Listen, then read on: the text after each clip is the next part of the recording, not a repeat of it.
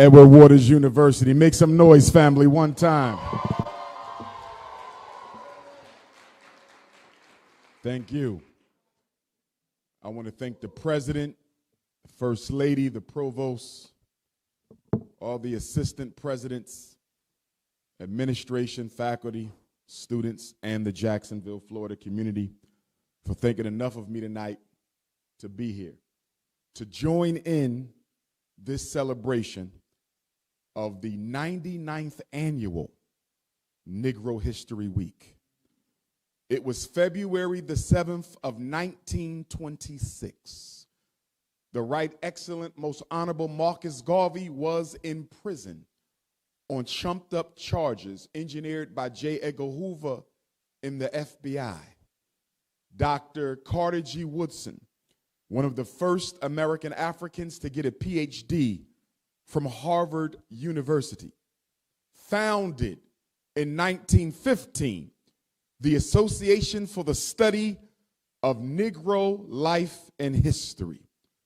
Having done that in 1915, Dr. Carter G. Woodson felt that it wasn't enough. He needed to do more. And so on February the 7th of 1926, he gave us Negro History Week. And contrary to urban legend, it was not the government that gave us the month of February. It was not the white power structure that gave us the month of February. Dr. Carter G. Woodson chose the month of February because it included the Earth Day, the solar return of my ancestor and cousin, the great Frederick Douglass, but also because it included the Earth Day of Abraham Lincoln.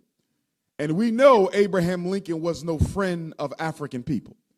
But Dr. Carter G. Woodson saw fit to include him in the rationale so as to appease scared Negroes who didn't feel comfortable celebrating Black history without some white people getting some of the attention. And then, even after founding Negro History Week, on February the 7th, 1926, once again, Dr. Carter G. Woodson said, I must do something else. Already the publisher and author of 16 books, already the publisher and lead author of the Journal of Negro History, in 1933, he published what I believe is one of the most important, groundbreaking books in the history of Black America. And the name of that book is Miseducation of the Negro. If you have not read it, your homework assignment from Dr. Umar today, not just for the Edward Waters University students, but for all of you here, if you have not read Miseducation of the Negro, you must read it. I think it's one of the 3, not 5, not 10, not 25, not 100. I think it's one of the top 3 greatest books ever written on the condition of African people. In that book, Dr. Carter G. Woodson says, when you control a man's mind, you need not worry about his behavior.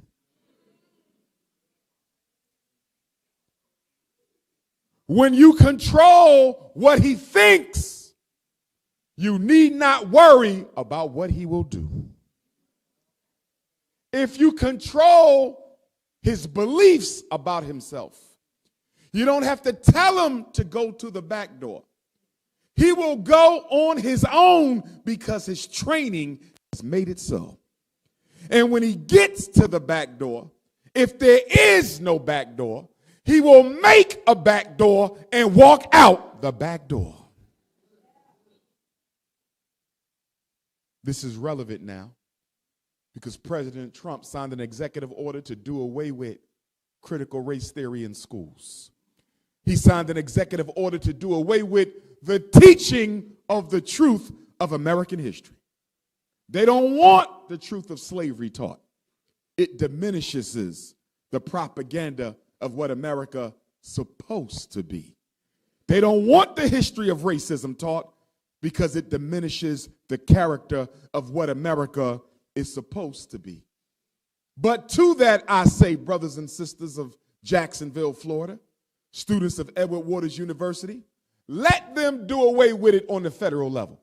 That don't stop us from celebrating who we are on the local level.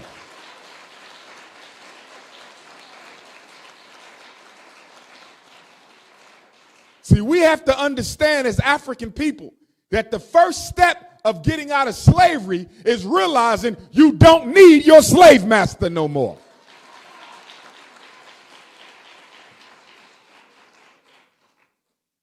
So 99 years. That means next year, brothers and sisters, we'll be celebrating the centennial of Negro History Week. And you know what's interesting about that centennial? It occurs in the very same year that America celebrates her 250th birthday next year. So 2026 is the centennial of Black history, and 2026 is the 250-year anniversary of the birth of the United States. You know what that means? That means that every one of you has a decision you need to make between now and next year.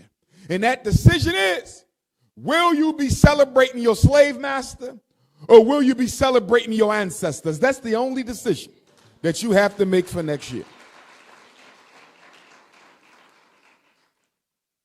See, the reason they want the history of slavery out of the books is because that can muddy up next year's celebration. The reason they need slavery out the way because next year is the big celebration where America's going to sell to the world this propagandized image of her being so holy and sanctified. So we can't talk about slave ships and rape. We can't talk about forced dehumanization. We can't talk about Breonna Taylor and Trayvon Martin. We can't talk about Sandra Bland and Amir Pope. We can't talk about Philando Castile and Freddie Gray. We can't talk about none of that because that makes us look bad. We got to tuck that in because according to the president, we don't want white kids to feel bad about what their ancestors did. That's interesting, ain't it? Don't tell the truth so white kids don't feel ashamed. But you had no problem telling lies to black children for 400 years and nobody signed that out in an executive order.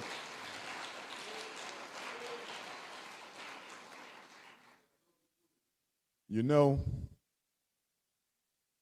we had a conversation upstairs before we came down, and I was sharing with the students, distinguished seniors, that back in my birth city of Philadelphia, tomorrow will be a Super Bowl parade for the Philadelphia Eagles.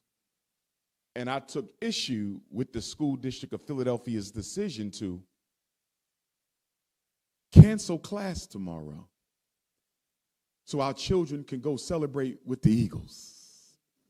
And I'm trying to understand how in a city with some of the lowest test scores in America, you can afford to take a day off to go celebrate the Philadelphia Eagles.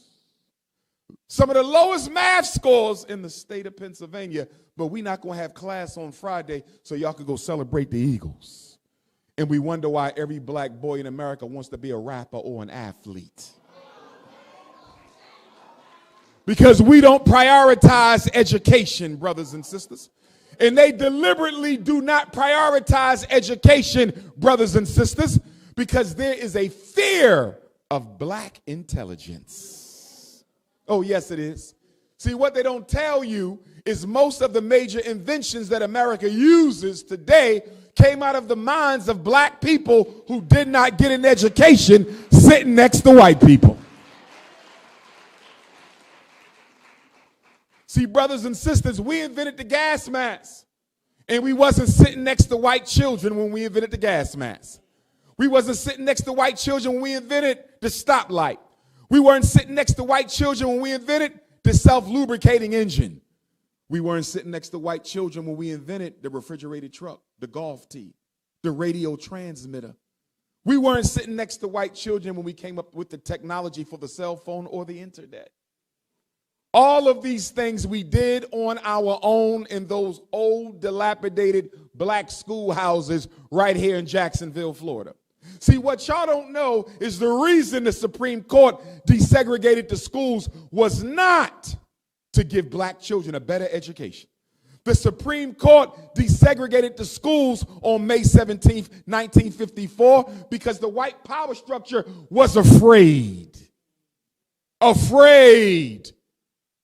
that if we don't take over the education of black children, they may one day surpass our own children. Rosewood, Florida, Tulsa, Oklahoma, Charleston, South Carolina. You know what gave birth to these black Wall Streets? Those dilapidated black schoolhouses. And America was scared that if you don't bring the Negro under our direct academic supervision, he will surpass our white children. They didn't integrate the schools to help us out. They integrated the schools to dumb us down. You don't believe me? Guess what? Intelligence tests done on children from birth to age 5 reveal that African babies outperform the children, the infants of any other race, including the Asians. Our children outperform all other groups. They even tell you in developmental psychology that black children grow quicker than all the other children put together. Well, if the brain is responsible for intelligence, and if the brain is responsible for physical development, if the black child physically grows quicker than the other children, doesn't it also reason that the black child might be intellectually quicker than the other children also? That's why they came up with these IQ tests. I need you to understand something, Jacksonville, Florida. Testing came to America so they could segregate against black people. Let me say that one more time. The reason you got to take an LSAT to go to law school, the reason you got to take an MCAT to go to med school, the reason you got to take an SAT to go to college, the reason you got to take a GRE to go to grad school, the reason you got to take an exam to be a police officer or take an exam to be a fighter is because through the tests, they can engineer who passes and who fails. I'm going to go a step further because some of you are saying, no way. You're not going to convince me that they can engineer a test that will guarantee the whites pass and the blacks fail. How can they do such a thing, Dr. Umar? Let me explain it to you. Every test in the world goes through a process known as standardization. Let me tell you what standardization is, because I participated in the standardization for the most popular intelligence test in this country and the most popular achievement test in this country. Standardization is the process of testing the different demographics of your society. You pre-test everybody. Follow me. You're going to test poor black children. You're going to test rich black children. You're going to test single-parented black children. You're going to test black kids whose parents only have a high school diploma. You're going to test black children whose parents have a master's degree. You're going to do the same for the Arabs, the same for the Anglo-Saxons, the same for the Jews, the Arabs, the East Indians, the Latinos. Everybody, you're going to pre-test the test. So when they pre-test the test, they have the evidence of how you will perform on the final test. Stay with me. When your child takes a reading comprehension exam on the Florida State Assessment, the Georgia State Assessment, there might be 12 questions on that test. But the pre-test had 12,000 questions. The math section might be 12 questions. But the pre-test had 12,000 questions. My question for y'all tonight: how did they narrow down from 12,000 items on the pretest that they gave the children all over America in secret? How did they narrow down from 12,000 items on the pretest to the 12,000 items on the final test? They looked at how the black scored. They looked at how the white scored. They looked at how the Asians scored. So when you hear these news releases and programs telling you that Black children are 10 points less intelligent than the whites.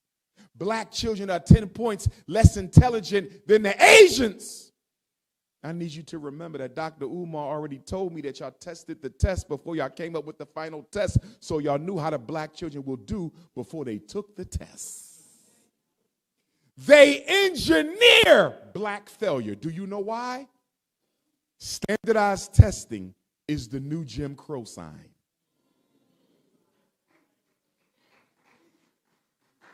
The way you keep black people out of opportunity is give them a test, engineer the test, and when they fail or score low on the test, you don't have to say, I'm keeping you out of grad school because you black.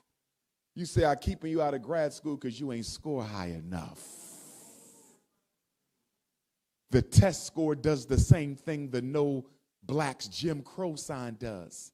But the added advantage of the test score is you're using numbers and not words. And because you're using numbers and not words, black people think they have a fair chance.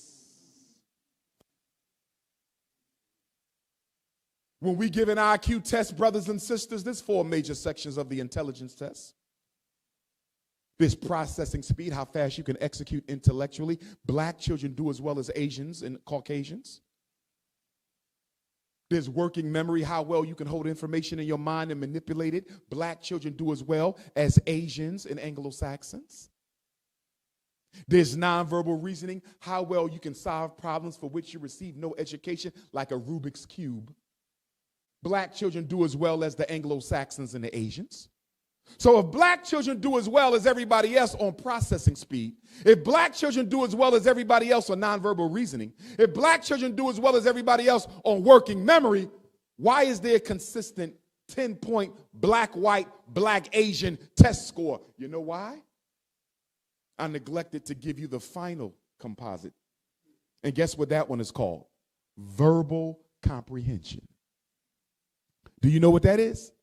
That's the words and ideas white people use that black children never heard of, don't need to know about, and it has nothing to do with how smart you are.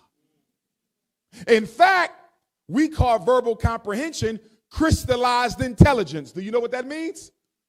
It is based on how well you've been educated. So what is it doing in an IQ test? IQ test is supposed to measure native intelligence, not learned information. So you know why they leave it in the IQ test? Because without it, there's no black-white test gap. The white privilege is in the verbal scale. So you say, Dr. Umar, why don't we get them to take it out? They'll never take it out. Because if they take it out, the fallacy of white intellectual superiority falls apart. And if they take it out, black children in Florida might start scoring higher than white children in Florida. And you can't have black children in Florida scoring higher than white children in Florida because you upset the status quo. Now you got to ask, why we only got 2 black students working on a medical degree at the University of Florida if blacks are scoring higher? Why you only got a handful of blacks at Florida State working on a law degree if the black kids are scoring higher? If the black children outscore the Asians and Anglo-Saxons, you no longer have an excuse for white privilege. So they use test scores to keep black people in their place. America tests more than any other nation on earth for that very purpose of denying opportunity. Because guess what, brothers and sisters? If you intend to teach everybody, you don't need a graduation exit exam. In fact, how is it possible that I can have straight A's and B's on my report card for 12 years and fail a graduation test? As Brother Malcolm said, you've been had, you've been hoodwinked, bamboozled, run amok, and led astray. One of the reasons I decided to build the Frederick Douglass Marcus Garvey Academy is I got tired of going to school fighting for our children. They want to put them in special education. Isn't the education in Jacksonville special enough? It don't need to be no more special than what it is. Well, he's behind in reading. I understand that. But you don't go to special ed because you're behind. You go to special ed because you're disabled. And the problem in Jacksonville, Florida, the problem in Hollywood, Florida, the problem in Miami, Florida, the problem in Orlando, Florida is most black parents think special ed is for children who are behind. If you are behind, you don't go to special ed, you get a tutor. You only go to special ed if you are disabled. Raheem is in the 5th grade. Raheem is reading on the 2nd grade. Raheem is not disabled. Raheem is behind. And do you know why Raheem is behind? Because in 2nd grade, Raheem had a first-year teacher. She could barely read her damn self.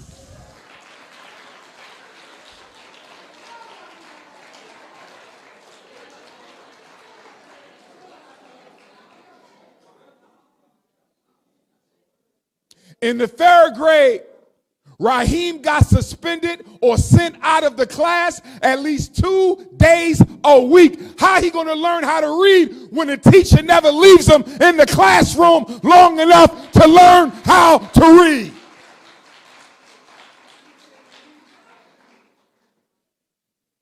In the 4th grade, Raheem's 4th grade teacher went out on maternity leave. I understand.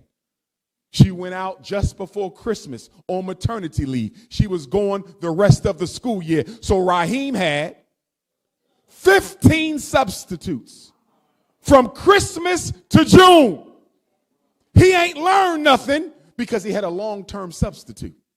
And the long-term substitute don't have a degree in reading instruction. The long-term substitute don't have a degree in math instruction. The long-term substitute was just somebody who needed to pay their mortgage. And they knew that the quickest way to get a job is by being a substitute teacher in a black neighborhood.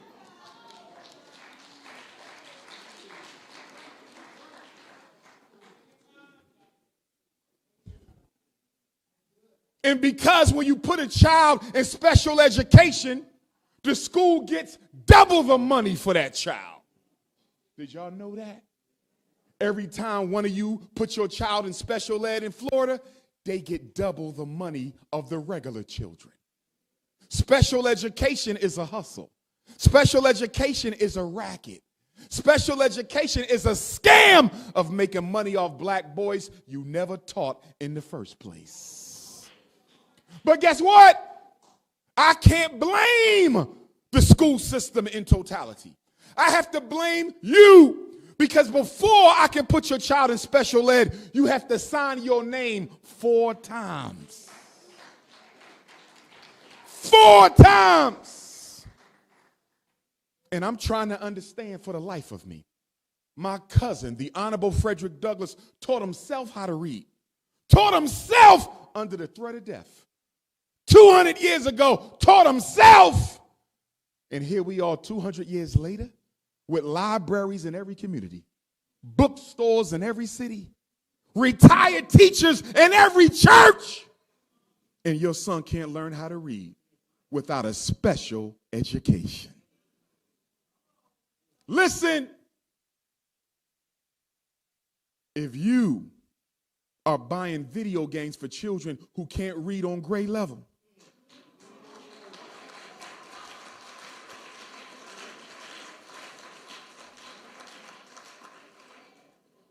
if you buying tablets and iPads for children who can't count on grade level,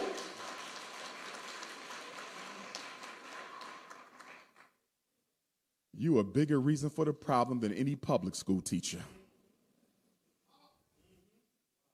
Because they will have our children for 1 year, maybe a few, but they our babies for the rest of their life. And what the school district gets wrong, the black community has to pay for. These brothers running around sticking people up, robbing cars, selling dope, doing whatever they do. You know why they doing it? Because nobody gave them a chance when they sat in them classes. And then we add to it because all we want to do is celebrate the athletes. My son is the #1 quarterback in Florida. Can't even write his own name.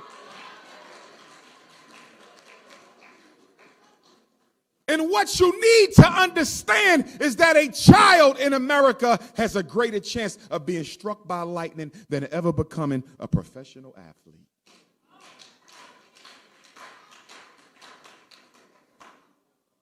What are we doing, brothers and sisters? When I speak at the career days and ask the children, what do you want to be when you grow up? Rapper, basketball, football, baseball. It ain't changed in 25 years of being a school psychologist. And I blame professional black men for this. The reason Raheem wants to be Lil Wayne, the reason Raheem wants to be Young Jeezy, the reason Tiffany wants to be Nicki Minaj and Cardi B is because all the professional black women and all the professional black men, as soon as you got your masters and as soon as you got a good job, you abandon your neighborhood.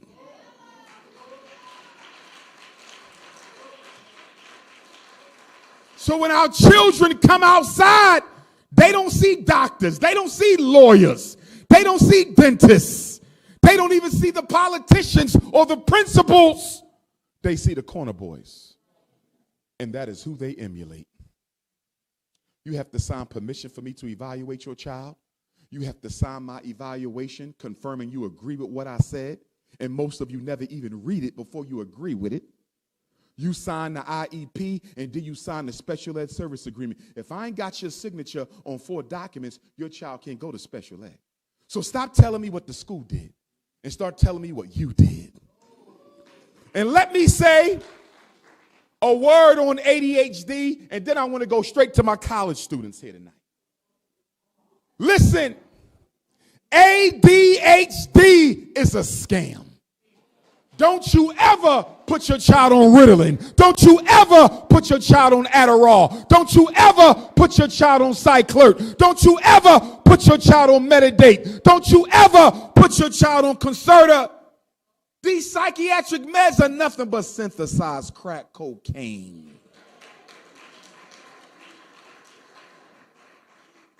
Let me ask you a question. When did we get ADD? 1980.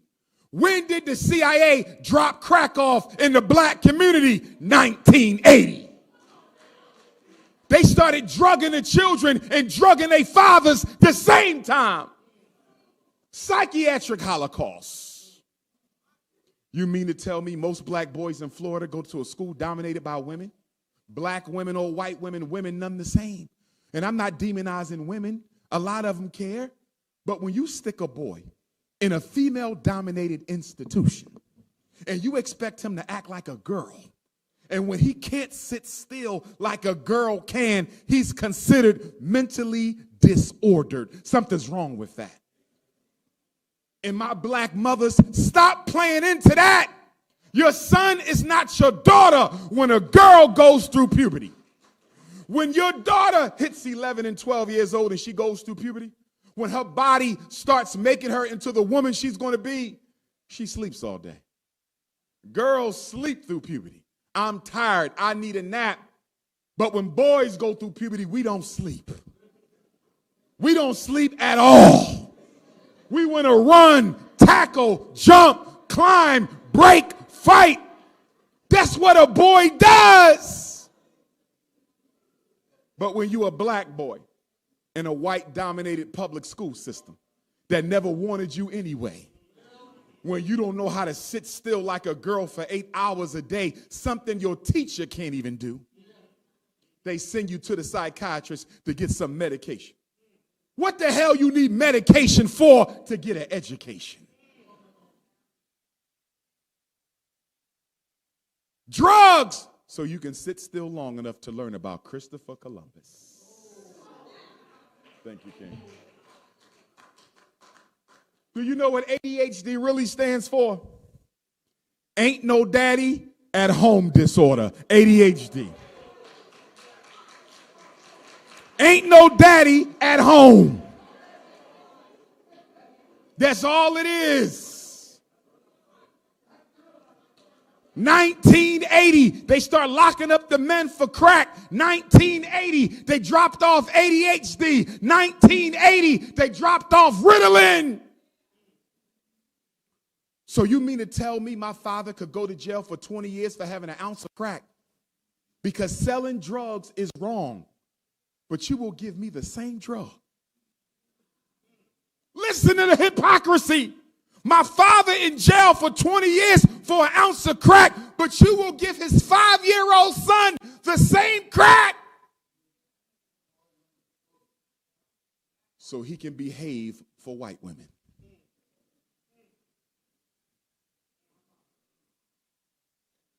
Somebody said, Dr. Umar, do you not think non-black people can teach black children? Of course I do. They can teach them how to read. They can teach them how to write. They could teach them how to count. They could teach them history and science and social studies. But you know the one thing a Caucasian, an Arab, an East Indian, a Latino could not teach us, and that is how to survive racism in America.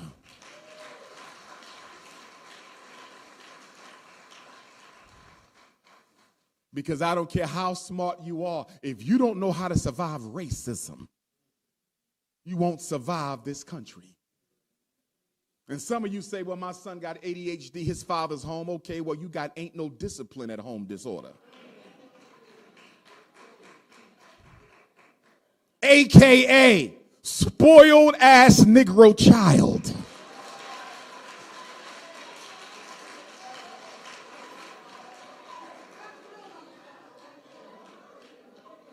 And if it ain't that, it's an artificial diet at home disorder. Sugar, caffeine, food dye, high fructose corn syrup.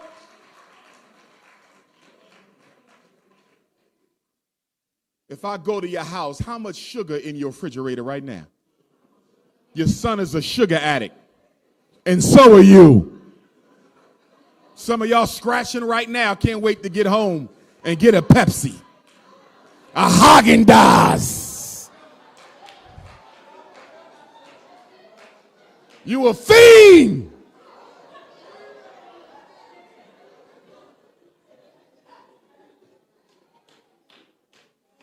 We got all kind of fiends in the black community. Fiending for sugar, fiending for weed, fiending for money, fiending for attention. And my young black brothers, some of y'all, fiending for snow bunnies.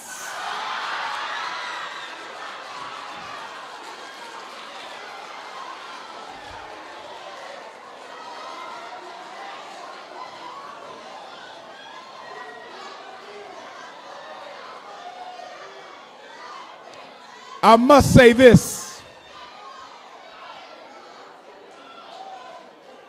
I must say this. When I say that black men need to be with black women, I'm accused of being a racist. But when the white bank don't give black people loans for homes, they're not considered racist. I have nothing against the Anglo-Saxon woman. I have nothing against the Asian woman, the Latino woman. I'm dead serious. I respect all women because I'm an African. We are humanitarians. I harbor no hate or hurt for any group. The reason I'm against black men dating out the community is not because of a hate, not because the white woman is less than. I will not do to them what they did to me. The reason black men need to stay with black women is because that's who we're supposed to be with.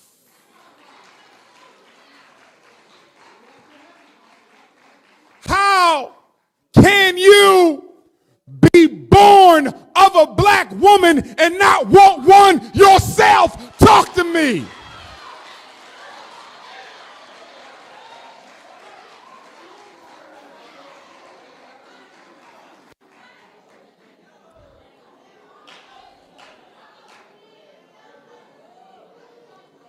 Listen.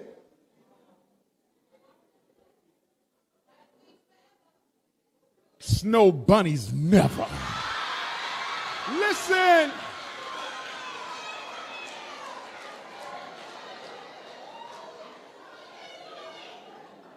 Marriage. Marriage is a financial institution.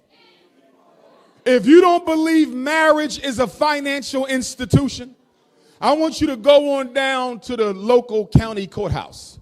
And I want you to sit in the courtroom when they're going over divorce proceedings. If you don't think marriage is about money, go sit in divorce court and see if you see anybody down there asking for half of their love back.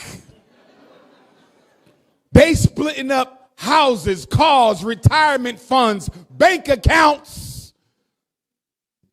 They're not splitting up love and emotions. Marriage is about money.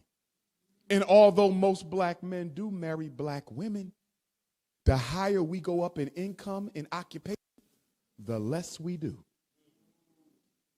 And let's be honest, black boys, young brothers, kings, you're not dating white women because you just couldn't help who you fell in love with. You dating white women because your insecurity complex dictates that you go to bed with the same person your oppressor went to bed with. In order for you to feel like a man, you got to have the wife of the one you consider to be a man.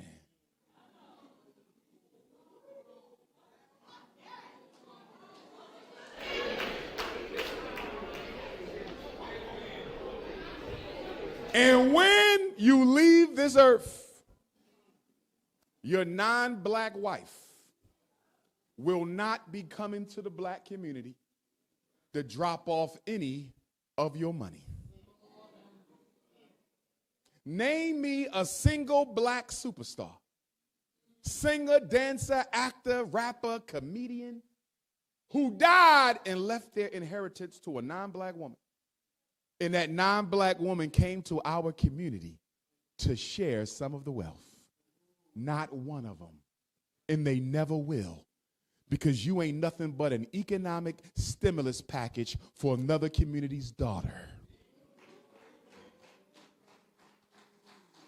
And if you need your woman to be light-complected, we got light-complected sisters. If you need African vanilla, we got African vanilla. If you need African lemonade, we got African lemonade. If you need African pina colada, we got African pina colada. But we also got some of that sweet brown sugar. We also got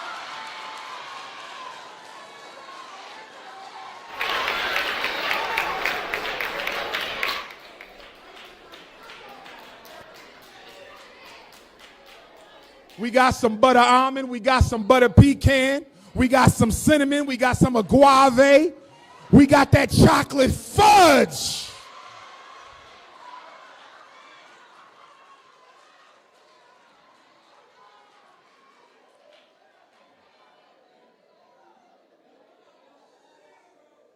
To my college students, my university students, my EWU Tigers,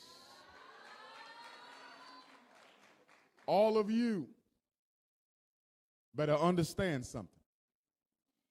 That your time at this university must be taken seriously. What you're going through right now, this beautiful time of being a college student, one day it will be over. I wish I was back in college. No bills, no mortgage, no student loans to worry about. All you got to do is take your shower, get ready for class, go to the caf, go to the activity center, hang out, flirt with your girlfriend, have fun. You didn't have a worry in the world except your grades. But when you leave here, all the worries in the world will be yours. And you better make sure you leave here with that piece of paper called a college degree.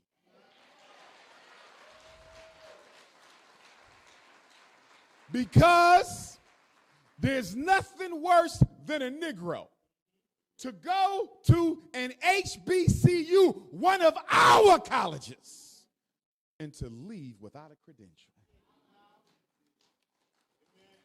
Nothing wrong with being an alpha and a kappa and a sigma and a q and an iota. But you didn't come here to join the fraternity. It's okay to be an AKA and a delta, a SG Rho.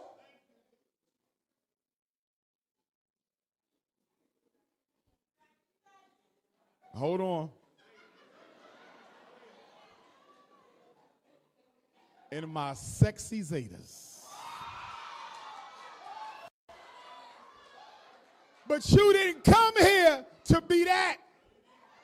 It's okay to be the president of a student organization, the vice president of another one, the secretary of another one. It's okay to be on the band. It's okay to write for the newspaper. It's okay to be a part of all the clubs, but you didn't come here for that. You came here to get your education, and you better get it, and you better make sure you graduate from EWU with a QPA respectable enough to earn you a spot in grad school. Because I work with young people who got that bachelor's, but grades were so low when they earned it that nobody will give them a seat for their master's. So you better make sure you taking care of business.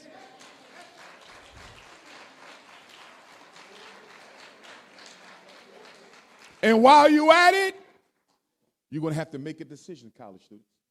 All of us in here who done been to college, we had to make that decision. And that decision is a real simple question you will ask yourself.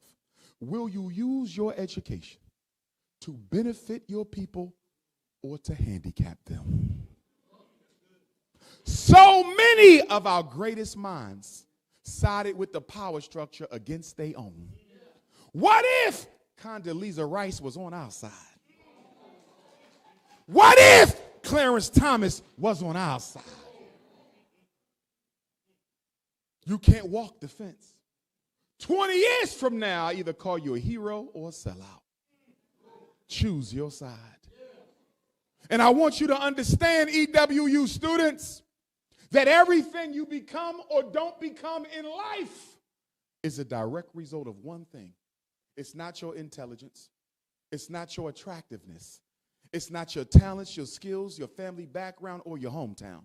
The most important thing that will dictate how far or not far you go in life is the amount of discipline you have built into your character. And what is Dr. Umar's definition of discipline?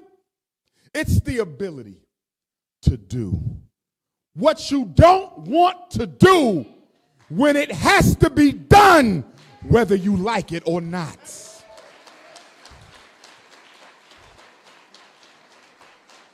If you ain't got that, you won't go far. This world ain't run by people who are the brightest.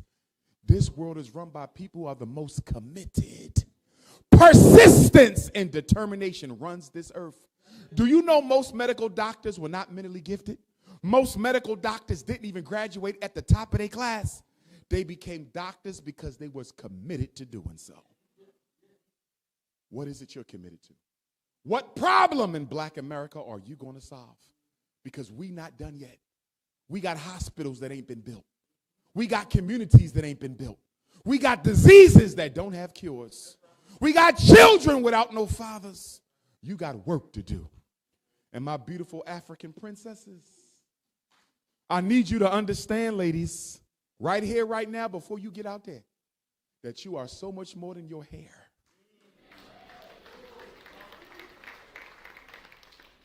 And you are so much more than your body. And don't you allow none of these young men here or the men waiting for you out there to reduce you to your hair and your body. Because if you allow them to do that, you have allowed them to objectify you. And if you're going to let a man objectify you, we might as well put you back on the plantation. Black men, these young ladies come here to go to school. Don't you distract them from their education by playing on their emotions.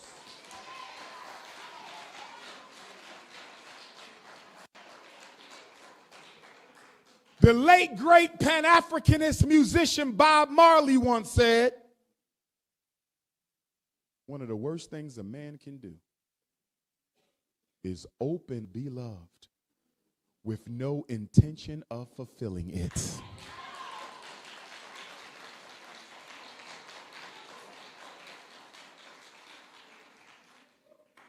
And I say to you, young brothers, from an African spiritual perspective, in our culture, God created a group of feminine energies that help preside over this reality.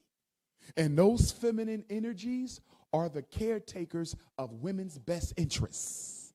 And when men mistreat women, those same spirits that protect our women will punish you. So you had better be careful of how you treat black women, because a lot of the bad luck we get as men, and I'm talking to the adult brothers in here as well, a lot of the bad luck we get as men is attributable to nothing other than the way we treat our sisters.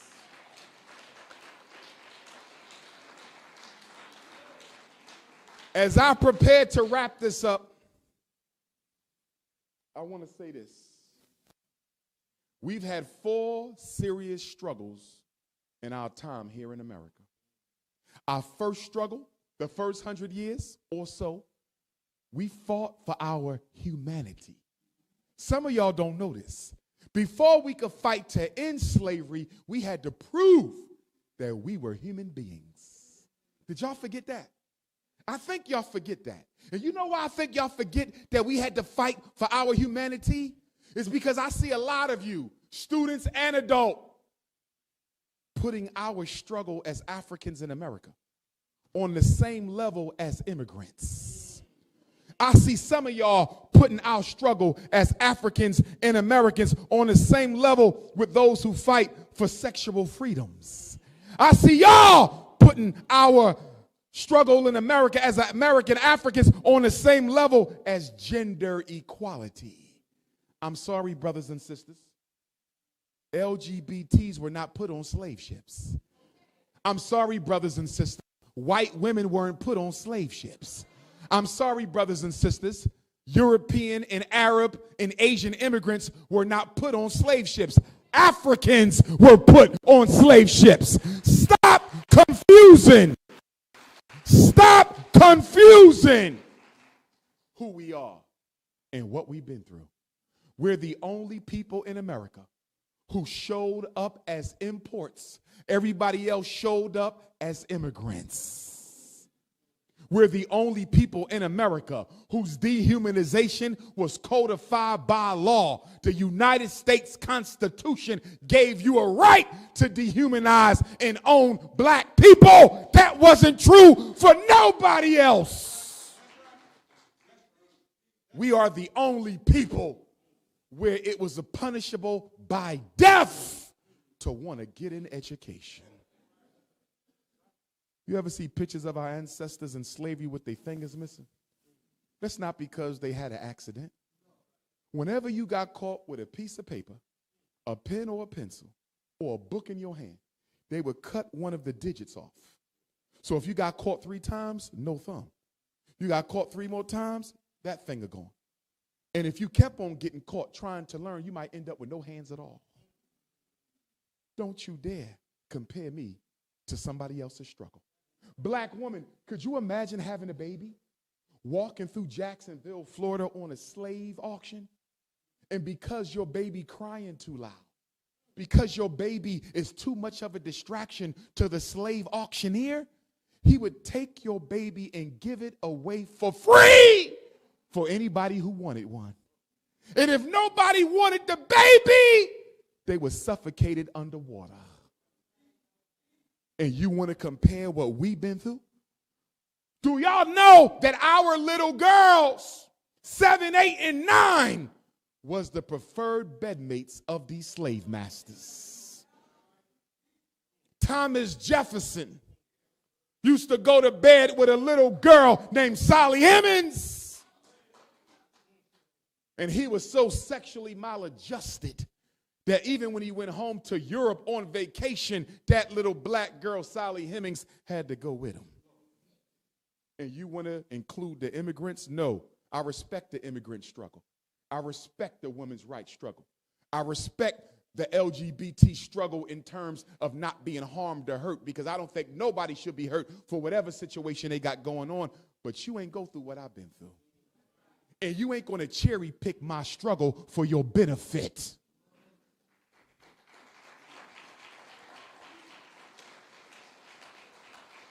We hate no one, but damn it, we love ourselves.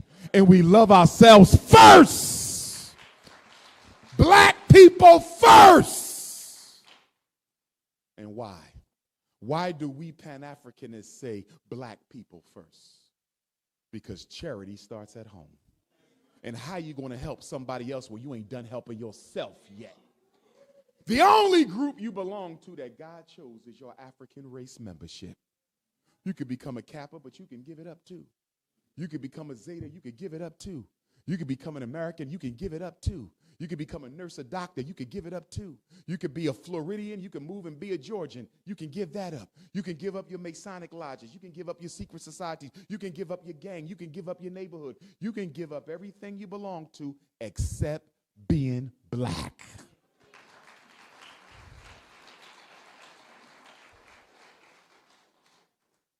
I want to tell a story to end my message tonight. Before I do, I want to give you my phone number, especially my parents. If you got issues with your children and you need to schedule a consultation, send me a text message and we will schedule it. Do not put babies in special ed.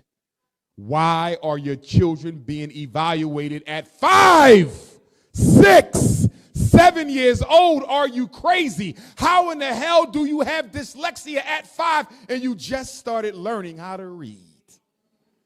Will y'all please knock it off? You know what the problem is? Too many black children got teachers who don't care and black parents who couldn't care less. If I was in charge of mental health in the black community, we wouldn't even evaluate the children. Never again. We would only evaluate their parents.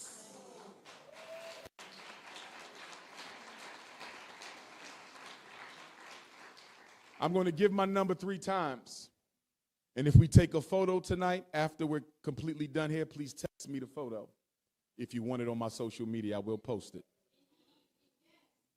And plus, that gives people a chance to let me know if you're an undercover agent or not. Because the coonocracy is real. 215-989-9858. 215-989-9858. Thank God we can count. 215-989-9858. Black Queens forever.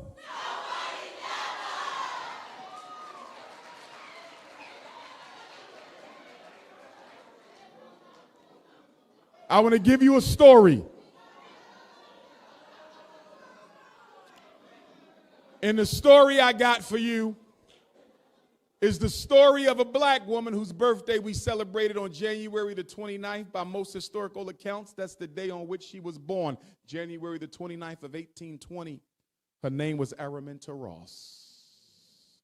In her early 20s, Queen Mother Araminta Ross ran away from slavery. She changed her name, taking on the name of her mother and the last name of the man she thought she would stay married to. And so Araminta Ross became Harriet Tubman. As a child, Queen Mother Harriet wasn't considered to be a valuable slave. They tried to sell her, but nobody wanted her. So they gave her the job of men to do. She had to cut down trees. She had to go into the swamp and find muskrats and other dangerous animals and bring them back. She wasn't treated like a woman. She was treated like a man. One day, her slave master had a 2-pound weight. He tried to throw it at another slave as a punishment. And Queen Mother Harriet Tubman, being the servant of the Lord she is, she stood in way of that weight and got clocked in her head. She bled for days and suffered from blackouts for the rest of her life. One day she got a vision that it was time to go free.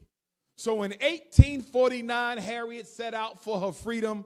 She came through Wilmington, Delaware, and ended up at the Philadelphia Underground Railroad in Center City, Philadelphia. And when she got there, she met William Still, who collected the largest collection of escaped slave narratives in American history.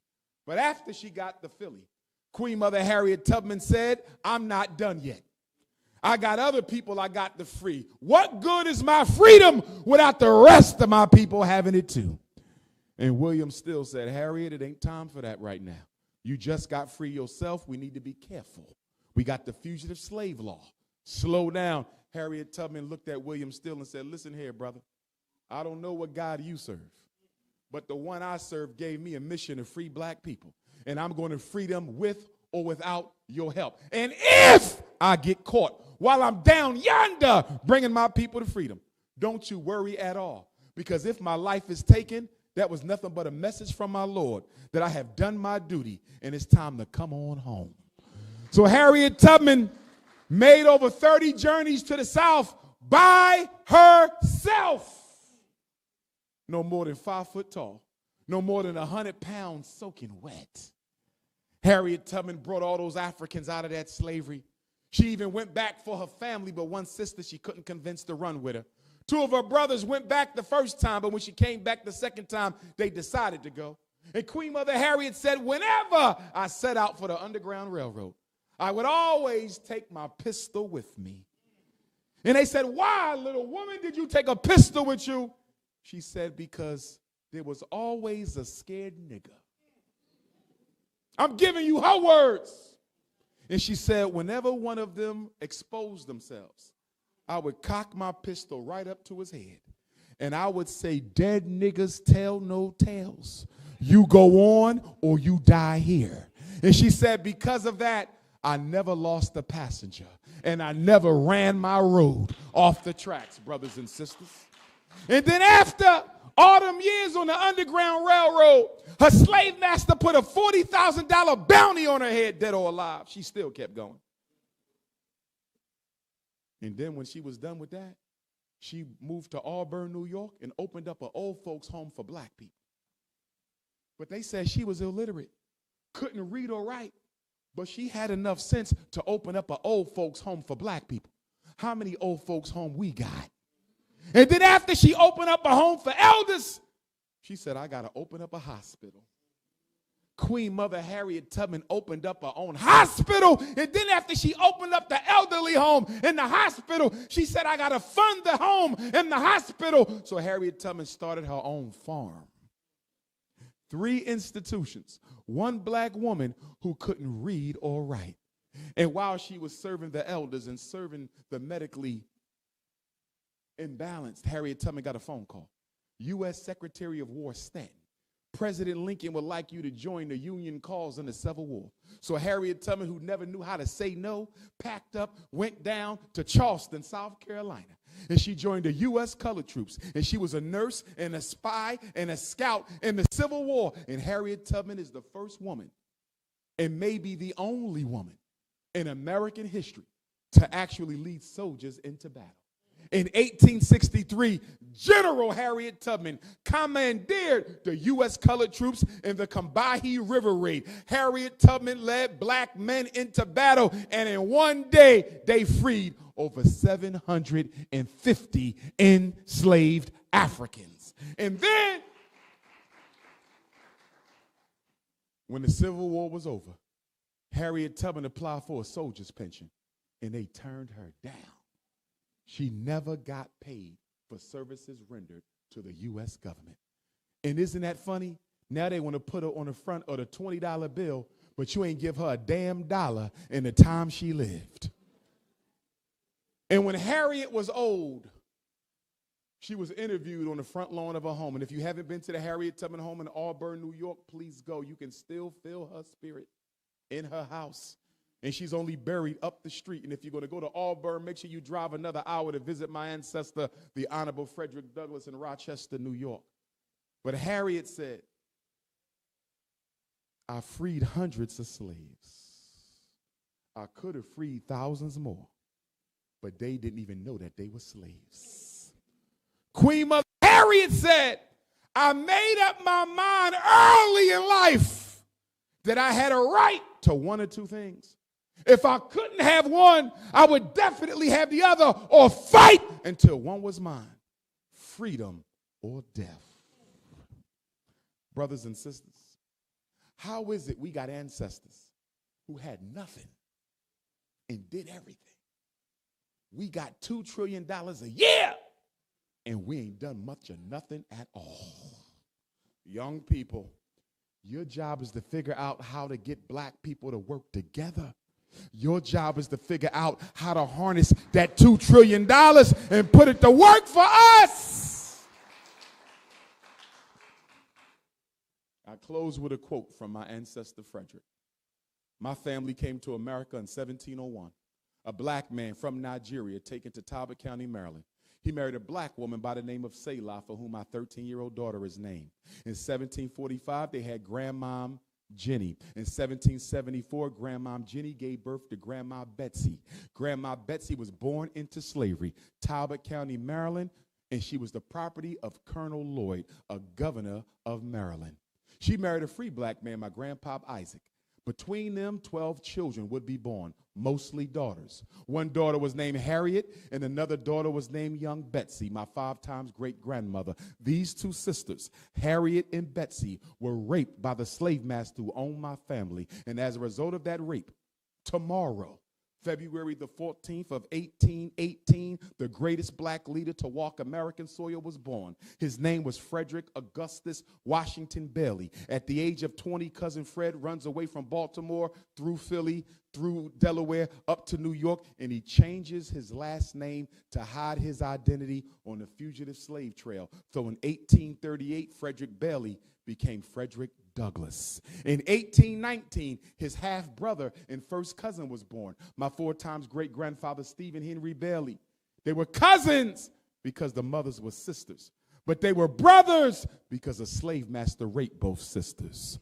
My grandpop Stephen married Grandmom Caroline. She didn't learn how to read until 1909. On November the 14th, 1841, they gave birth to my 3 times great-grandfather, George Washington Bailey, the first black public school teacher in Denton, Maryland. In 1861, the Civil War kicks off. Frederick doesn't fight, but he sends Lewis and Charles, his 2 sons, to the Boston, Massachusetts 54th Colored Regiment. If you've ever seen the movie Glory, Denzel Washington and Morgan Freeman, that's the movie of my cousins, Lewis and Charles Douglas. But what they don't tell you in Glory is that the grandfather of Pan-Africanism, Major Dr. Martin Robinson Delaney, the first black man admitted into Harvard Medical, but he was kicked out of Harvard Medical School because the white students refused to go to class with him. His son was in the 54th Massachusetts. Sojourner Truth, grandson, was in the 54th Massachusetts. My grandfather Stephen and my grandfather George fought in the United States Colored Troops of Maryland, the 9th and the 19th Regiment. You know what that means? My grandfather was at Appomattox when General Robert E. Lee surrendered the Confederacy. So don't you let anybody tell you that Abraham Lincoln freed the slaves. Abraham Lincoln didn't free the slaves. The slaves freed Abraham Lincoln. Let's understand that. We won the Civil War. They were losing, and that's the only reason why they led us in the Civil War, because Frederick Douglass, Martin Delaney, Harriet Tubman told Abraham Lincoln, you're going to lose this country due to your bigotry of the black man. We won this country, so you don't owe nobody nothing. That flag don't wave without your blood. The red in that flag is your blood. So when the Civil War is over, Grandpop George marries Grandmom Annie. My grandmama Annie Wayman was the niece of the Bishop Alexander Wayman, 7th Bishop of the AME Church and the first to write the history of the AMEs.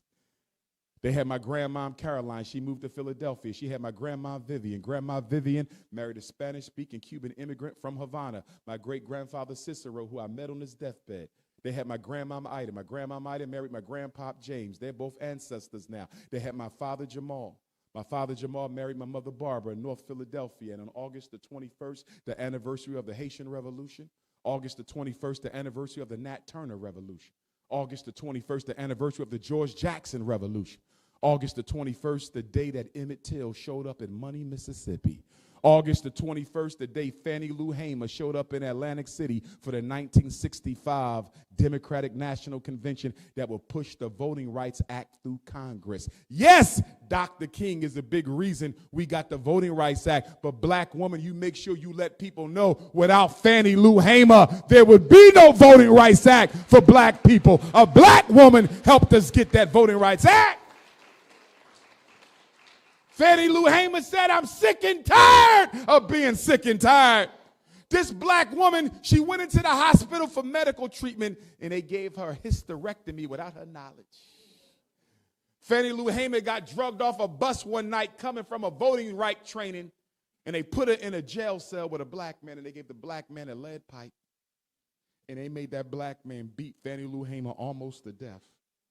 She suffered liver failure, kidney for the rest of her life, lost the vision mostly in one of her eyes. And when they interviewed Fannie Lou Hamer after this brutal beating at the hands of white supremacy, but through the hand of her brother, she said that if I have to die, I'm going to die 5 foot forward to freedom, because I ain't never going backwards. Frederick Douglass said, if there is no struggle, there is no progress. Those who profess to favor freedom but deprecate agitation are like men who want crops without plowing up the ground. They want rain but can't stand the thunder or the lightning. They want the ocean but they're scared of the roar of the water. Frederick Douglass said, a man may not get all he pays for, but we will pay for everything that we get. And if we as African people ever want to get free, we must pay for that freedom. We must pay with words. We must pay with blows. We might have to pay with blood. But power concedes nothing without a demand. It never did, and it never will. Frederick Douglass said, for 20 years, I prayed on my knees to God for freedom, but the good Lord gave me no freedom until I got up off my knees and started praying with my feet. He said, if you want respect from the white man, why do you look for pity? The man who pities you will never respect you. And the man who respects you has no need for pity. Frederick said, it is better to raise strong children than to repair broken men. The Honorable Marcus Messiah Garvey, who gave us the largest black organization in history, said, without confidence in yourself, you are twice defeated in the race of life. With confidence, you have won, even before you have started. Garvey said, the greatest weapon used against the Negro is disorganization. Garvey said that if the black man and woman are not careful, you will drink in all the poison of Western civilization, and you will die from the effects of it. Young people, I leave you with this word. 2 things will dictate how happy you will be in your life. And I want you to make those 2 decisions very carefully and make them very well. Decision number 1, do you love what you do for a living? Don't choose your major for money. Don't choose your major because your mommy or daddy wants you to be. Choose it because it's something you love.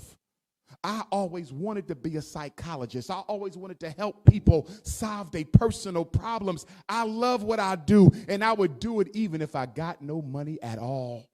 Choose something you love. Don't do it for the money. If you love your career, you halfway to happiness. You know what the second question is? Do you love who you spend in your life with? Take your time finding your husband, young lady. Don't you rush.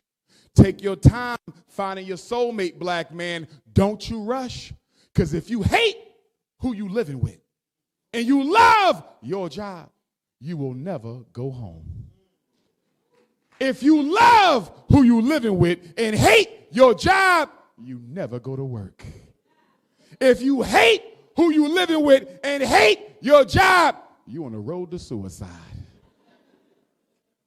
But if you love your job, your career, and if you love your life partner, you're going to be happy. Every one of you came into this world with a divine purpose from heaven. In heaven, before you came through your mother's womb, you negotiated a purpose in this life with the Almighty. And your job right now at Edward Waters University is to find your destiny and fulfill it after you leave here. You are all angels, our beautiful African angels. And I need you to stay that way until you leave this earth. Don't you let nobody turn you into a devil, because we got enough demons. We need more angels. Black power, brothers and sisters. Jacksonville, Florida. One love.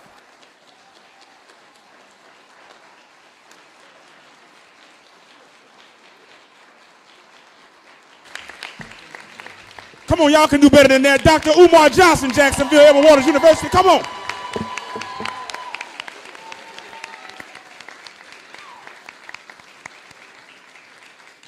What a powerful, powerful, powerful evening. We have about 15 or 20 minutes for questions. I know there are burning questions, and so we do have a microphone that is here down front. If you will come down front, and please ask a question. This is not the time for you to go on your own speech. We've had a powerful speaker. So if you have a question, please come down to the microphone and ask your questions. Thank you so very much. Q&A is now open. Hello, my name is Victoria Keymeyer. I am a sophomore communications major and a native of Jacksonville, Florida. My question is, what do you believe is the biggest misconception about your mission, and how do you address critics who question your approach? Okay, great question. What is the biggest misconception about my mission, and how do I address critics who take issue with my approach? Before I answer that, I did want to let some of you know I do have copies of my book in the lobby if you want to get a copy of Black Parent Advocate. They're $50 for adults, $25 for college students. Everything you need to know to save your children from the school to prison pipeline. To answer your question, I am most misunderstood because of my strict line on African self-determination. I believe that whatever is to be done for African people must be done by us alone, without any participation from other communities. Slavery broke our self-belief, and the only way we're going to fix it is by solving our problems alone. People take that to mean racism. People take that to mean that I hate people of another race. But when I always ask them to show proof, I have more videos on the internet than any scholar alive. I'm requested to speak over the world more than any black scholar alive. Quote me something where I said I hate somebody. Find it in my speech. Find it in my book. They cannot find it because it's not there. The truth of the matter is black people don't want to be responsible for themselves. We want to keep on depending on the government and white philanthropy to save us. We have to save ourselves. To the second part of your question, how would I respond to those who take issue with my approach? I probably wouldn't, because part of being unapologetically African is speaking the truth and letting the chips fall where they may. No reformer has ever been appreciated in the time they lived. The appreciation comes after we go back to the ancestors. I would say the biggest thing people don't understand about me is I could care less about what the world says. I'm living a divine mission. I'm finishing the work that my ancestors started. And as long as my ancestors are okay with me, I could care less what any human being has to say, because as the Lord says, I am no respecter of persons. Black power. Thank you. Any more questions, family? Good evening, Dr. Peace, Queen. Johnson. My name is Lamira King Blunt. I'm an alum of Edward Waters. Oh. I am in social justice. Ah. I actually presented at Edward Waters on Monday to try to get more black people into this field. My question revolves around my daughter. She's in kindergarten, and for the past 2 years, she's been multiple schools, multiple teachers. My daughter's very advanced, and what we're noticing is when she gets bored in class, she just starts to do her own thing. We're kind of stretched, and we want the best for her, but finishing my master's degree, being young parents, we can't homeschool her. So what recommendations or advice do you give to young parents who are having this battle with schools to try to make sure that their children succeed? 3 points. Point number 1, make sure she's in the right environment. Children cannot settle down and learn unless they feel love. And one of the biggest problems with the miseducation of black children at all age levels is we expect our children to learn in hostile, toxic, unloving environments. Are y'all following me? Mm-hmm. If a child don't feel love, they're not going to try. Yeah. So make sure she's in the right placement. That's number 1. Mm-hmm. Number 2, make sure she's being challenged adequately.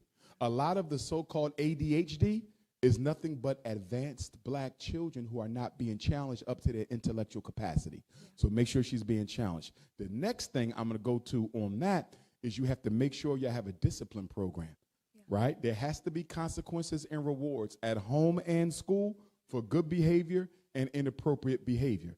Any misbehavior unpunished was rewarded. Absolutely. So there should be a chart at home. There should be a chart at the school. You want to ask the teacher, what is she doing to control behavior in her classroom? Because what I find is a lot of teachers expect parents to control the child's behavior from remote control. It's true. We may have sent them an undisciplined child, and we got to take responsibility for that. But what I always tell my teachers is 2 things are true. Number 1, all behavior is a function of where it happens. The parents ain't here. You are. You have to control your class. And second, all behavior is a function of the consequences. What rewards does she get when she's on task? What consequences does she get when she's not on task? So we got to make sure we're not spoiling her. We got to make sure we're holding her accountable for her behavior. We got to make sure she's being challenged academically. And the last thing I'm going to say, make sure y'all spending enough time with her at home, face to face. Because what we know about children, if they're not getting enough attention from their parents, they will go to school looking for it, and they don't care if it's positive or negative. Right. So make sure she's getting that face-to-face. All right. Thank you so much. No problem. And no meds. No meds and no conversation about ADHD. If they want your child to take some drugs, you tell them, you take it. Good evening, Dr. Umar. My name is Jamia. I am a student at UWF. I am a cybersecurity master's degree pursuer. And my question to you is, how do you recommend that we build an autonomous infrastructure on American soil, if possible? It's possible, first of all. We've done it before with all of our Black Wall Streets. Here's the situation. The reason Black Wall Street worked, Princess, is because the white power structure did not allow us to participate in their society. Necessity is the mother of invention, right?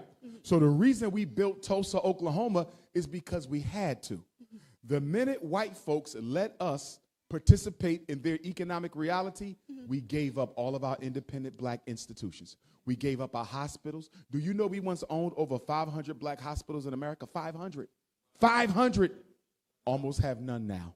The ones we do have are subsidized from outside the community. So it's no mystery how to do it. It's easy to do. The problem is black people are not interested in being black anymore. Okay. In order for us to solve a black problem, black people have to be conscious of their blackness, appreciative of their blackness, and they must be willing to fight for their blackness. Most of us don't want to be black. That's why you got people running around talking about I'm a Native American, I'm an alien, you know. I was already here, right? Now, don't get me wrong, there was Africans already in America before Columbus. Columbus even met them. He talked about them, right? But they came from Africa. So when you hear a Negro who looks just like an African say they not African, you know you're dealing with a fool, right? The first ancestor in China is an African, confirmed. Chinese will tell you. The first ancestor in Asia is an African, East India. They'll tell you. The first one in Mexico, they'll tell you. Every people in the world knows that their first ancestor was an African, except the people who look most like the Africans. You were Cherokee, but the Cherokees owned slaves. Not only did the Cherokees own slaves, the Cherokee wrote you out of their constitution. Yes, the Creek Indians wrote us out of their constitution. Half of these Native American groups that black people claiming to be a part of don't even accept you. I'm not saying you ain't got some of their blood in your body. I have some Native American in my body, but I'm an African. Have you ever seen a white person find a black person in a family tree and start calling themselves African? The only people who will give up all their blackness to be something else is the Negro, because we hate ourselves. You're not half black and half white, you're half crazy is what you are. Stop running away from who you are.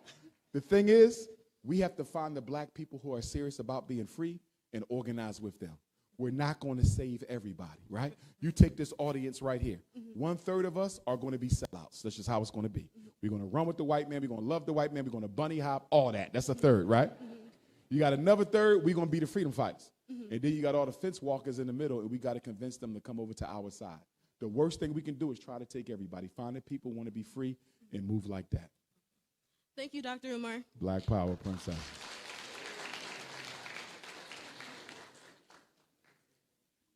Hi, Dr. Umar. Welcome to Jackson. Thank you. My name is Brittany. This is my daughter, Love. Hey, Love. I'm a licensed clinical mental health counselor and a clinical researcher.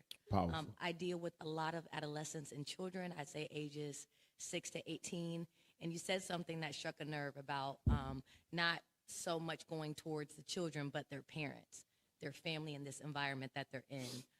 What suggestions do you have when dealing with young black children and how to interact and almost provide psychoeducation to their parents around these mental health disorders? The reason why it's so difficult for us to get black people to organize and pay attention is we don't have anything to offer them. It's easy for European Jews to organize European Jews. They have resources. It's easy for Asians to organize Asians. They have resources. It's easy for Anglo-Saxons to organize Anglo-Saxons. They have resources. The reason we can't get the attention of our young people, the reason we can't get the attention of our adult people, what do we have to offer them? The black community is the only community in America that can't hire their own people, can't educate their own children, can't save their own dying. We have no resources that we can systemically offer each other that doesn't involve white participation or subsidy. And because of that, black people are not paying attention. In other words, if I paid every black person in America $1 million to learn their history, they would never leave this church. You see that? Because I'm offering them a resource. We have to be able to give our people tangibles in order to bring them back into the community. With that being said, I'm going to say this. When it comes to mental health, we do have to be careful, though, because we understand that white America really only wants to push psychiatric medication on black mental ill people. Did y'all hear what I said? When you go to therapy, you don't want the meds. Unless you're suicidal, homicidal, or schizophrenic, you don't want the meds. The reason why a lot of us are not seeking therapy is we don't want to be medicated. In most white mental health systems, all they are offering black people is more pills. Synthesized crack, very similar to the stuff that we buy on the street. The the Drug Enforcement Agency classifies crack cocaine in the same category as Ritalin. You see? So as you do your work, sister, and the rest of you who are in the mental health field, give our people talk therapy. They don't need the pharmacotherapy. Keep them away from the drugs. I know so many people who are living with long-lasting, irreversible side effects from being on medications too long. And for those of y'all who think your sons are too hyper, is he in any organized extracurricular athletic activities, or is he in a house all day? You have to account for the need for black boys to run. You got to account for the need for black girls to run. A lot of us don't have activities for our kids and expect them to go to school and sit still, and when they can't, we say they're disordered. They're not disordered. It is a natural thing for a black child to need to run, crawl, break stuff, and play. It's part of being a child.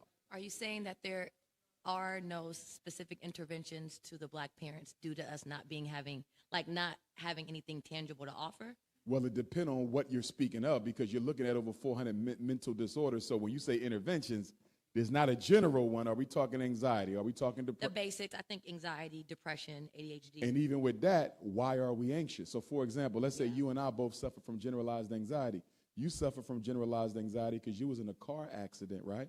And so you're dealing with that post-traumatic stress.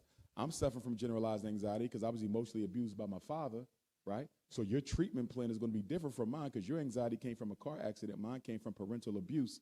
So as you know, with mental health, everything is very individualized. Mm-hmm. We can do group stuff, but we got to be very, very particular about the issue is that we're going to address with that group. So if you have some groups you're working with in particular, shoot me a text with some, and I'll give you some ideas. But it's hard to go holistic You understand? Because this whole room, you're going to have some alcoholism, but guess what? Everybody on alcohol for different reasons. He on alcohol because his wife left him. She on alcohol because she was emotionally abused. Somebody else on alcohol because they didn't dealt with racism so much on the job, they can't take it no more. Somebody else with alcohol because they got low self-esteem and just think they physically unattractive. So we can all have the same mental illness, but all with a different cause. Yes. And the treatment plan is based on the cause as well as the illness. But if you got some groups, let me know, because I'll send you some ideas. I got your information. Thank you so much. Appreciate you, Queen.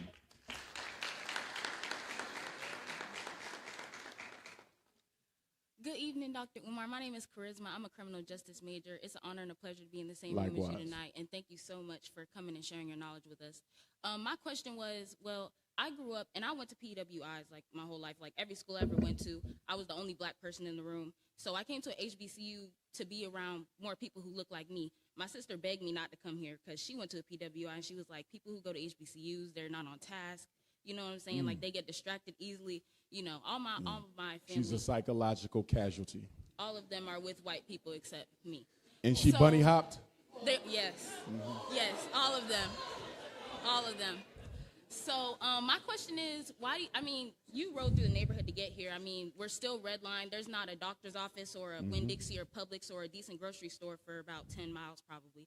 So why do you feel like white people want to come to HBCUs, or how do you feel about white people in spaces that are meant to be dominated by black people, like, if you have any?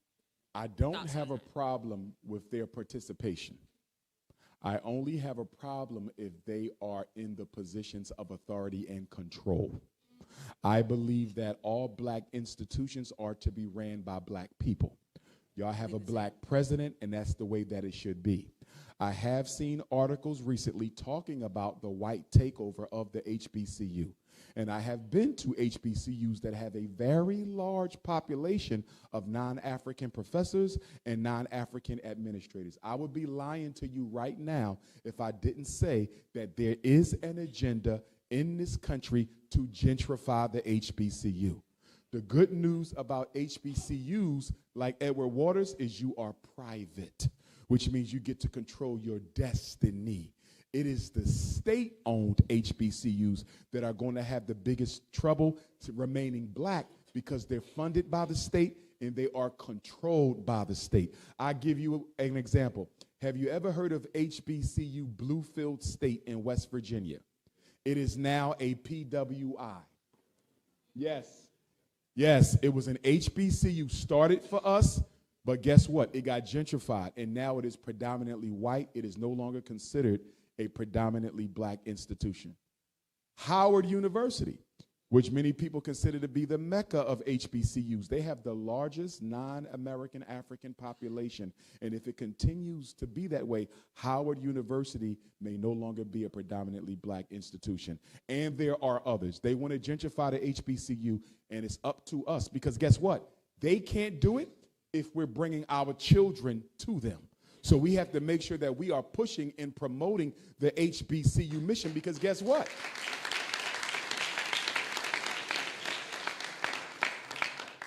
Without the HBCU, there is no black middle class. Most of your doctors, your lawyers, your school teachers, your nurses, most of the black middle class is disproportionately or largely proportionately accounted for by the HBCU. So without the HBCU, you don't get a black middle class. That means you don't have black teachers, black doctors, black lawyers, black surgeons. The HBCU has kept black America afloat, but the Supreme Court is trying to help them tear that down. I know a lot of y'all heard about the Supreme Court decision a couple months ago that involved the Harvard University and the University of North Carolina, where they outlawed affirmative action even on the HBCU campus. And so what they said was, you cannot account for race in admissions, even as an HBCU, if you're being funded by the government. See that? So that's why we got to fight and save HBCUs. It's my hope that every HBCU creates three things. Number one, a grade school that feeds its undergraduate program. If we have a grade school and we make the parent sign a contract that if your child goes to this school, they must come to this university. That's your student population. We need a bank on every HBCU campus so black people can build wealth. I agree. I agree. Maybe even start with a savings and loans, small, and grow to the bank. And the third thing every HBCU needs is some sort of a community garden or a farm. Our people are suffering because in the inner cities, we live in food deserts. Most of us live 30 to 40 minutes away from real food. I'm not talking about the little corner store selling us junk and expired food. You're 30 minutes to 40 minutes away from real food. And so if the HBCU started a garden, they could supply our communities with fresh fruits and vegetables to help our people improve their health. School, garden, and a bank. Every HBCU should have them. And I also think our black celebrities need to all adopt an HBCU. We have too many billionaires and too many millionaires for them not to be adopting the HBCU. But you know what the biggest thing is? The biggest thing, and I want all my seniors to hear me and all my undergrads at EWU to hear me, y'all have to give back after y'all leave here. You must donate. A couple years ago, Harvard and Yale.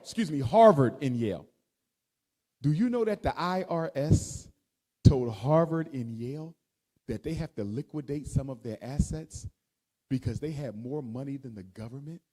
Because their alumni give them so much money that the government stepped in and said, y'all got to liquidate some of y'all assets. And part of that liquidation agreement was when they came up with that full ride scholarship for black students. If you got a 4.0 and I think a perfect SAT, you could go to Harvard or Yale for free. That came out of the decision from the government that told them they had to liquidate some of their assets because that's how much money the alumni give. White alumni give more money than black alumni. We will go to our HBCUs for homecoming. We will go to our HBCUs to pledge people. We do not come back to give money.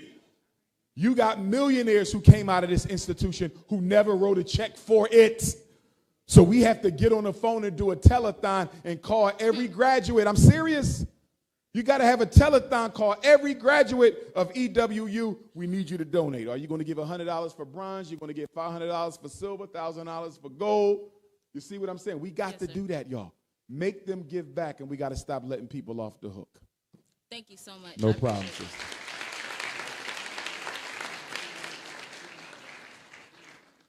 And before the brother asks his question, for my young people graduating in education and social work, if you interested in employment at the Frederick Douglass Marcus Garvey Academy, please send me your resume. And not just the university students, my adults as well. If you want to work at the school, we are accepting resumes at this time. We have not started hiring yet. We want to make sure the school has been approved for usage, and we're almost there. But we need math and science and language and reading teachers. We need social workers. We need security guards, bus drivers, secretaries, home and school. We need people who know how to do natural hair because our school will be 100% all natural hair and 90% raw and vegan diet. You know how to do natural food. You could come be our dietitian, okay? It's going to be 90%, not 100%, because I do need a Philly cheesesteak every once in a while, okay? I will not be eating grass the rest of my life. But listen, natural hair care, ladies, if you want to work at my school, you don't have to be natural now.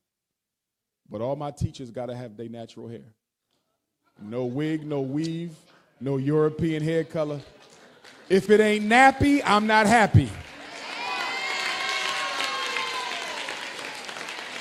My brother. All right. Good evening, Dr. Johnson. My name is Baruti Katembo. I want to thank you very much, firstly, for a very great and insightful presentation. Thank you.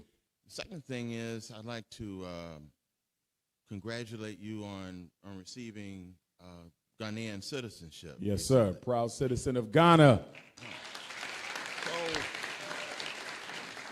So in that, I wanted to kind of engage your thoughts about how you think the repatriation to various African countries, could be Ghana specifically, the question about dual citizenship, and maybe the diaspora Africans that have moved to Ghana, particularly, maybe maybe Tanzania and other places, set up settlements to get, engage in the countries, how their presence there might be a win-win situation for African people here in terms of, getting business development, cross-links, and other sorts of things going in a win-win situation.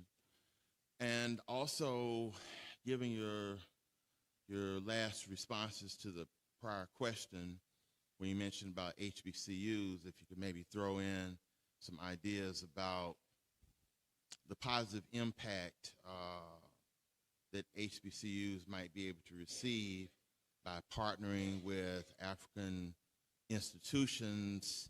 Could be schools, but it could be governments for research and other sorts of things that might help to empower countries there, but also economically empower HBCUs here in a win-win situation. Got you. Great question. First of all, I think it's a brilliant idea for HBCUs to extend their mission into Africa. Imagine if we had an Edward Waters University campus in Ghana, Nigeria, South Africa. You follow me? And then you do your exchange students. So instead of us relying on American Africans who think they got to go to PWI, you just bring the African students right on over here. You follow what I'm saying? So I definitely love that part. Because I see that some of the fraternities, the Divine Nine, have already extended into Africa. There's chapters of Omega in Africa. There's chapters of, Delta in Africa. We need to do the same thing with the universities. HBCU should be global. There should be campuses in Jamaica, campuses in Brazil. There should be campuses in Canada. The HBCU mission should be global. We should start thinking beyond the borders of the United States, hands down. With regard to repatriation and dual citizenship, I'm going to be honest with you. I think Africa needs to be a little bit more selective. And I'm going to tell you why. When I go to Africa and I see our sisters, and I'm not picking on my queens, y'all know I love y'all whether you're natural or not, but I got a big problem when I see black women come to Africa with blonde wigs and weaves. You're supposed to be running from oppression, not bringing it with you. I got a big problem when I go to Africa and I see black men with non-black wives coming to Africa. So if I ever get the opportunity to have an audience with the president of Ghana or the president of Burkina Faso or the president of Sierra Leone or Ethiopia or any of the other African countries who have declared dual citizenship for those of us in the diaspora, I'm going to tell them, y'all need to put some requirements to this. And two of the requirements I think there should absolutely be is you cannot come to Africa with a non-African spouse, and you cannot come to Africa unless you have your own natural hair. And to that point, Burkina Faso and Sierra Leone, I heard this today. Somebody sent me a clip today that the government of Burkina Faso, President Ibrahim Traoré of the Sahel Alliance, and the president of Sierra Leone have passed a law. Unnatural hair is no longer allowed in their country for anybody. Citizen or non-citizen, you must be natural if you live in Burkina Faso and Sierra Leone. And we need to do that. And we as black men need to embrace and accept the fact that we are the biggest reason why black women are not natural. And this is why I don't go that hard on sisters, because black women are trying to be attractive to us. And in studying us, they see that we tend to prefer women who have a European phenotype. So if black men were more accepting of traditional African beauty, our sisters would stop perming and weaving their hair. A big part of this is ours. Every brother in here should go home tonight in the name of black history and tell your queen, shave it off bald. We starting fresh tonight. Shave it bald. Shave it bald. We going fresh tonight. Oh, yes. And guess what? Guess what, black women? You're talking to somebody who cuts hair, right? I cut my way through college. And what you need to understand is when you shave your hair off, it grows back stronger. So you see a lot of sisters, you might have a little bald spot you're dealing with, a little ringworm at the top. Cut it all off. And black man, what you do is you get you some hot shea butter, some almond butter, some cocoa butter, and you massage her head every night and you kiss her head. And you talk that hair on back. In 6 months, she gonna have a baby afro. Oh yes, I want black power. Let's get that natural hair back. But I love your ideas, Elder. I think we can implement all of them. I'm looking forward to doing a lot in Ghana now that I have my Ghanaian citizenship. I'm still processing the fact that I'm actually a citizen of an African country. It means so much to me as a Pan-Africanist. You know, I didn't know it would be Ghana. I thought it would be Nigeria, but I have no problem with it being Ghana because my ancestry does extend into Ghana. So I have no issue with that. Ghana has more slave dungeons than any other African country, so I'm sure quite a few of my foreparents came to those dungeons. So I'm excited and looking forward to do some things. I hope you took my number so we could talk a little bit more on the topic. Yes, thank you. Thank you, Baba. Thank you very much.